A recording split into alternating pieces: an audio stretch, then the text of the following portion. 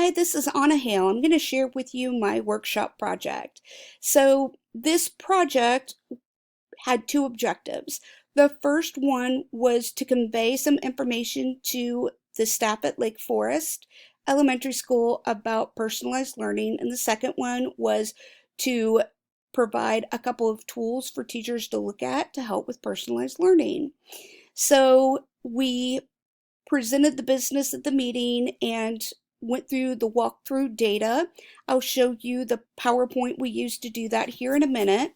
We did show a little personalized learning video as kind of a little pep talk to get people excited about personalized learning.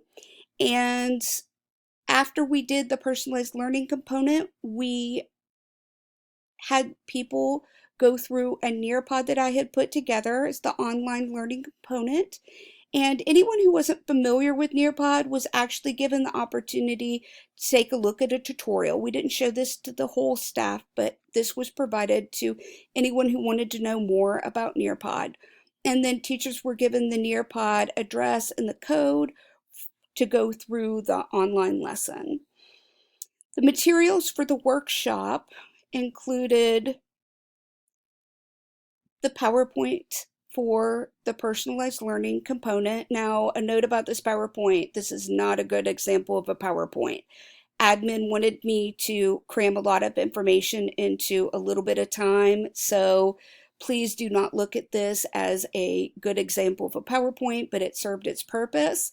We also provided these three links here for more data regarding the walkthrough from the district level, so people could go here and find out specific data about that walkthrough. And then I developed this form, and it's not a real pretty form, but it works. Across the top here are all the personalized learning principles Fulton County has, all 7 of them. And below each one lists out the strategies for each principle. So we gave this to teachers to take a look at so they understood how principles and strategies related to one another. The second part of the workshop was the Nearpod lesson. The Nearpod lesson contained information about News ELA and Seesaw. So for each News ELA and Seesaw, embedded in the Nearpod, and I'll open this up for you in a second, also contained a link to a sway that was just more information in case teachers were interested in doing either News ELA or Seesaw in their classroom. They didn't have to go digging for additional information. They could kind of drill down into that Nearpod for more information.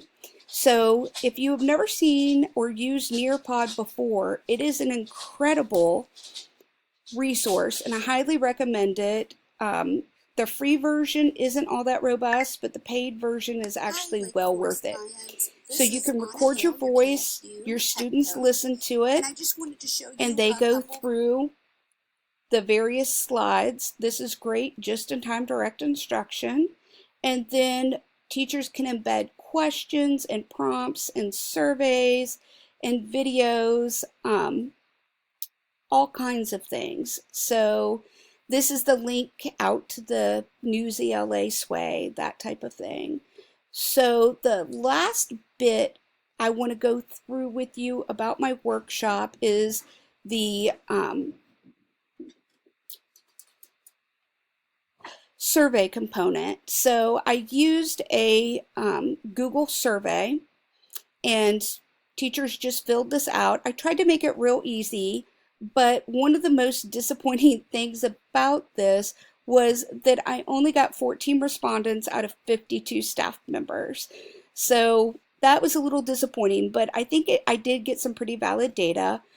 Everyone who took the survey rated it a 3 or above out of 5, which was great.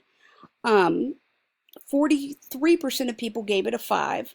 86% of respondents said that they did learn something new. So that was positive.